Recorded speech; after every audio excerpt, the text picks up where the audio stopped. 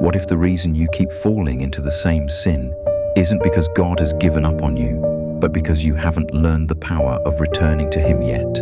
What if the real danger isn't that you fall, but that you stop coming back? Every person who follows God knows this feeling. You promise yourself this will be the last time.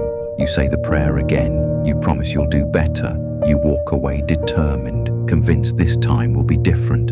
But somehow, weeks later, days later, sometimes even hours later, you're back in the same place again.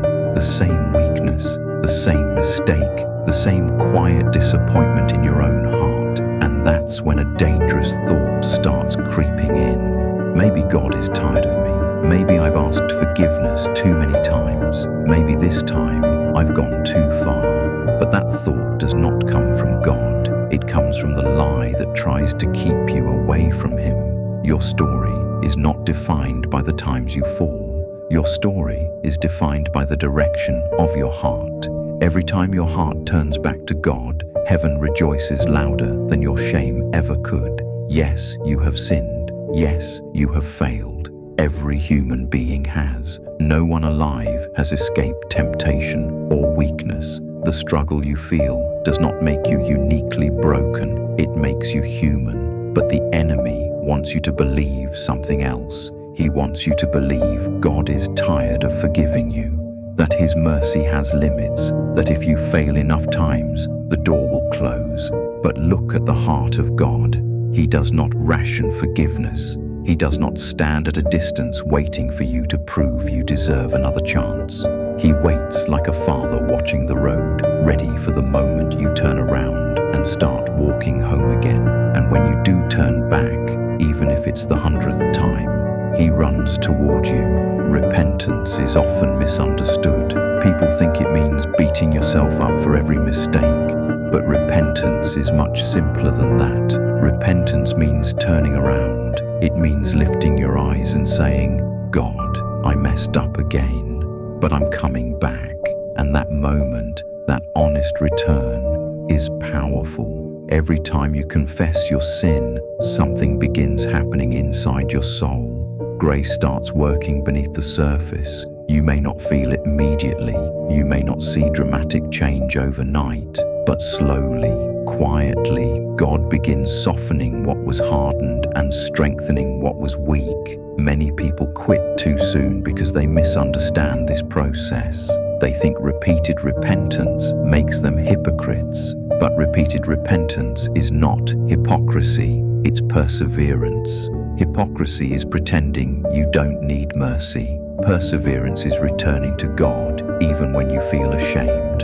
And every time you return, grace meets you there. God sees things you don't see. You look at your life and see failure after failure, but God sees the silent battles you fight, the temptations you resisted, the prayers you whispered through tears, the moments when you almost gave up but didn't.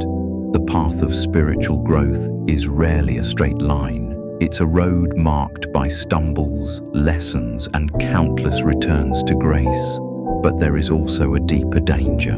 The real danger is not falling. The real danger is letting shame convince you to stay away from God after you fall. Shame whispers that you should clean yourself up first, that you should wait until you're stronger before coming back. But grace says, come now. Not tomorrow, not when you feel better, not when you've proven you can change, right now. Because confession isn't about informing God of something He doesn't know. It's about opening your heart to the one who already sees everything and still loves you. And in that honesty, freedom begins.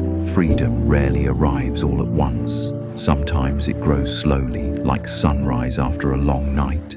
At first, there's only a faint light, then a little more. Then one day you realize the darkness that once controlled you no longer has the same power. Imagine a child learning to walk. The child falls. The father lifts him. The child falls again. The father lifts him again. The father never says, "You've fallen too many times." Every fall is part of learning to walk. Your spiritual life works the same way. The fall is not the end of your story. The return is what matters. There is no sin so repetitive that grace cannot outnumber it. There is no habit so strong that God cannot slowly weaken it. Transformation takes time. Roots grow deep before branches grow tall. Every time you return to God, you grow stronger. One day you'll look back and realize the thing that once controlled you no longer has the same grip. Your story is not defined by how many times you fall. Your story is defined by how many times you return. So if you've fallen again, don't run away. Run back to God.